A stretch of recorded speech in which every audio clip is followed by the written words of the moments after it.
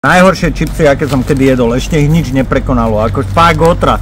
Keď nemusíš, nekupuj, lebo ich ani nezieš, kámo. To je otra. Kámo, a vieš, čo sme mi dostali do Maťových akcií po asi roku? Tieto najpredávanejšie anglické čipsy. Toto boli najnechutnejšie, aké som v živote jedol. Octové. A ja sa hneď pustím do tých najhorších čipsov, aké som kedy v živote jedol. Fuj. A voňa je otras, tak idem na to.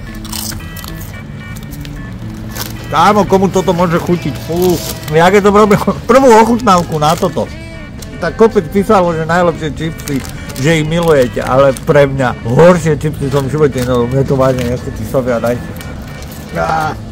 Fuj, ty kopec. Neboj sa toho, že je to čip. Že je to fuj.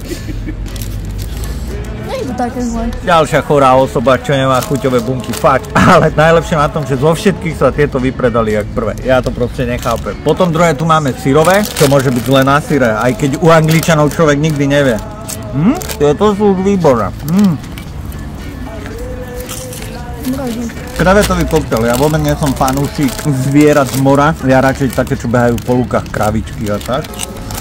Toto je taký slabý priemer. Slovakia chips sú možno lepšie, jak toto, mne to moc nechutí.